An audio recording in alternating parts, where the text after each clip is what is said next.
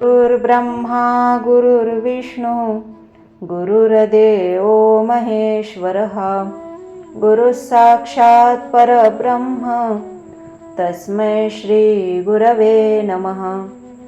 हरे राम राम राम हरे हरे, हरे कृष्ण कृष्ण कृष्ण हरे हरे, हरे राम राम राम हरे हरे, हरे कृष्ण कृष्ण कृष्ण हरे हरे, हरे राम राम राम हरे हरे, हरे कृष्ण कृष्ण कृष्ण हरे हरे. परमपूज्य डॉक्टर काका आणि परमपूज्य गुरुमाऊली यांना साष्टांग दंडवत करते व मी माझ्या विचारांना प्रारंभ करते.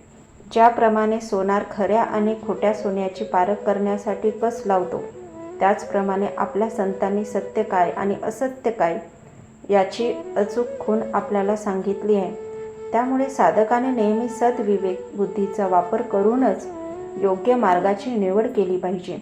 परमपूज्यनीय डॉक्टर काका सांगतात, विवेक म्हणजे पृथक्करण करणे, अनेक मार्गातून योग्य मार्ग निवडणे. उदाहरणार्थ सांगायचे झाले तर पैसे कमवण्याचे अनेक मार्ग आहेत, परंतु पैसा योग्यच मार्गाने कमवावा. तुकाराम महाराज म्हणतात, जोडून या धन उत्तम व्यवहारे, उदास विचारे वेच करी. आपण रोजच्या जीवनात पाहतो, आपण बाजारात जातो, दुकानात जातो, एखादी वस्तू घेताना अनेक वस्तू पाहतो, पण शेवटी जी वस्तू दर्जेदार असते तीच निवडतो. म्हणजे काय? म्हणजे आपण काय करतो? योग्य निवड करतो. हाच विवेक. ब्रह्मलीन वंदनीय राष्ट्रसंत तुकडोजी महाराज ग्रामगीतेत म्हणतात, राजहंसे चोच पुरविता, पाणी दुधाची होय भिन्नता, तैसे तुझे ज्ञान स्पर्शे चित्ता, दोष निर्दोषता उमगे. राजहंस जसा दूध आणि पाणी वेगळं करतो, तसंच ज्ञानाच्या स्पर्शाने आपल्या अंतःकरणात चांगलं वाईट दोष निर्दोष याची ओळख होते. याचा सारांश असा की ज्याला देह आणि आत्मा यांच्यातील भेद कळतो तोच खरा विवेकी. समर्थ म्हणतात, एका सारासार विचार उभारले जगडंबर, त्यात कोण सार कोण असार विवेक ओळखावा. दिसेल ते नासेल आणि येईल ते जाईल, जे असतची असेल तेची सार. या जगात जो पसारा दिसतो त्यात सार आणि असार याची ओळख विवेकाने करावी.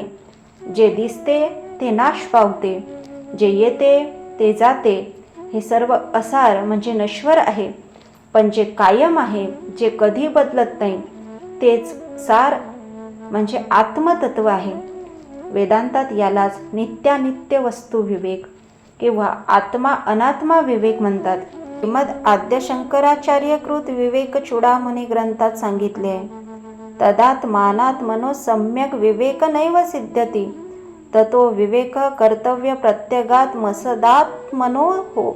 याचा अर्थ असा की आत्मा आणि अनात्मा यांच्यात अचूक आणि स्पष्ट विवेक केल्यानेच आत्मज्ञान प्राप्त होते.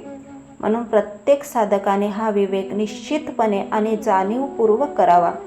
म्हणूनच योग्य आणि अयोग्य, सत्य आणि असत्य, नित्य आणि अनित्य, आत्मा आणि अनात्मा यातील फरक जो ओळखतो तोच खरा विवेकी साधक होय. जय जय राम कृष्ण हरी.